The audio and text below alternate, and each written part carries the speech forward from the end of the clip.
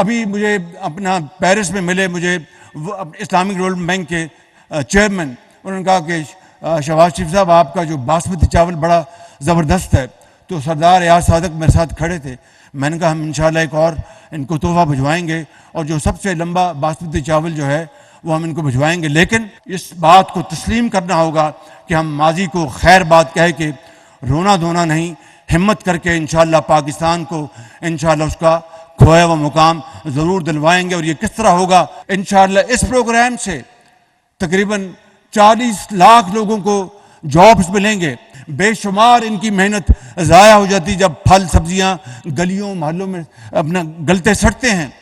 اگر دیہاتوں میں ہم سمال میڈیم انٹرپرائزز کو فروغ دیں اور ان نوجوان بچوں کو وہاں پر ہم چھوٹے اپنا پلانٹس لگانے کے لیے قرضے دیں اور وہ ایگرو بیسڈ انڈسٹریل وہ پلانٹس لگائیں، تو چاہے وہ سبزی ہے چاہے وہ فروٹ ہے، اس کے ویلیو ایڈڈ پروڈکٹس بنا کے ایکسپورٹ کریں گے تو پاکستان کو کتنا فائدہ ہوگا.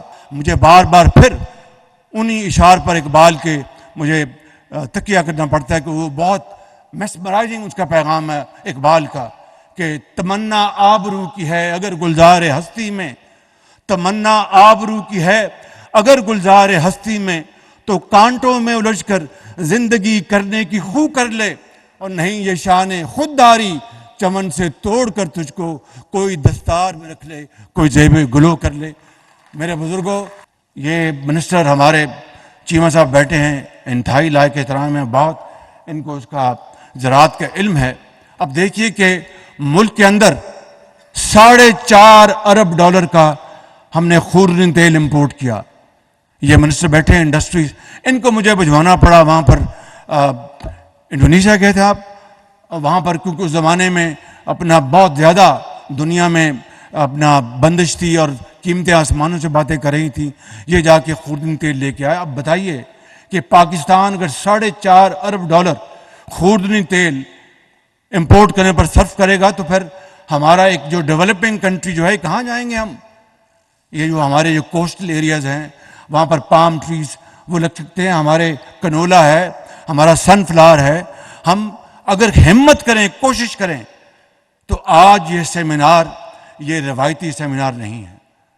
آج یہ سیمینار ایک جینون ایک ایفرٹ کے لیے یہاں پر منعقد کیا گیا ہے کہ اس قوم کو آگے لے کے جانے کے لیے.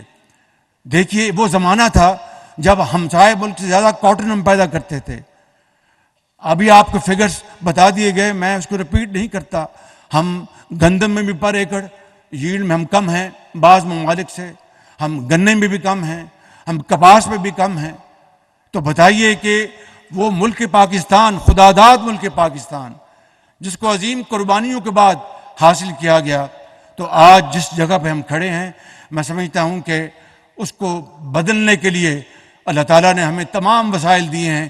The only thing we need to do is the will to do.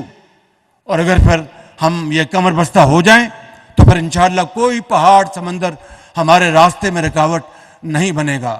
میں یہاں پر یہ بتانا چاہتا ہوں کہ اس ویژن کے ذریعے اور اس پروگرام کے ذریعے انشاءاللہ خلیجی ممالک سے یہاں پر انویسٹمنٹ ہوں گی، کیونکہ پاکستان ان تمام ایکسپرٹس اور ریسرچرز کو آئیں جو پاکستان میں ہیں اور پاکستان سے باہر ہیں کہ وہ آئیں ہماری مدد کریں. اور انشاءاللہ میرا ایمان ہے کہ پھر 1-2 سال میں یہ ہماری زرعی معاشی جو اکانومی ہے یہ ریوائیو ہو جائے گی اور ضرور ہوگی. پھر آپ دیکھیں گے کہ پھر مجھے یا کسی اور کو یا سپہ سالار کو باہر جا کر قرضے نہیں مانگنے پڑیں گے، بلکہ یہاں پر سرمایہ کار آئیں گے اور کہیں گے جناب ہم انویسٹ کرتے ہیں، مشینری لاتے ہیں، ہم ٹیکنالوجی لاتے ہیں، ہم اپنا پروڈکشن کریں گے اور واپس لے کے جائیں گے. شروع میں جس نے کسی نے کہا، بہت صحیح کہا، کہ national security is not all انکمپاسنگ.